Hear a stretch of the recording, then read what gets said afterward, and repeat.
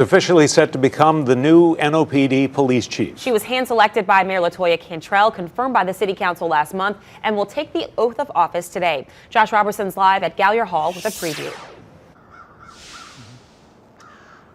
Good morning, John, Kelsey. And Kirkpatrick is coming into this with a police department that's currently facing several challenges, a well-documented staffing crisis, of course, crime, and also an ongoing court battle over the consent decree. But while Kirkpatrick she's been acquainted with the position over the past month after being confirmed as the interim police chief, she will now officially get sworn in as the permanent superintendent here at Gallier Hall later today. Now, it's been over 10 months since New Orleans has had a permanent superintendent after interim Michelle Woodfork served in that role for most of 2023 following Sean Ferguson's retirement last December. After a nationwide search, Cantrell went with Kirkpatrick, who has decades of experience as a leader and as a police chief in cities like Oakland and Spokane, Washington. The New Orleans City Council also approved her confirmation in a 6-1 vote earlier this month after several rounds of some tough questioning. Now, during those confirmation hearings, Kirkpatrick says that she knows that she will need to earn the trust of the community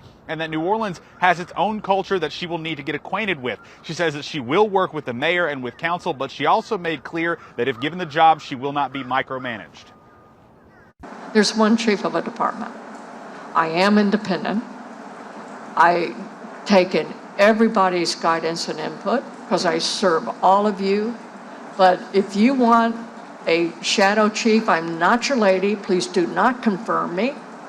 I'll tell you that right now.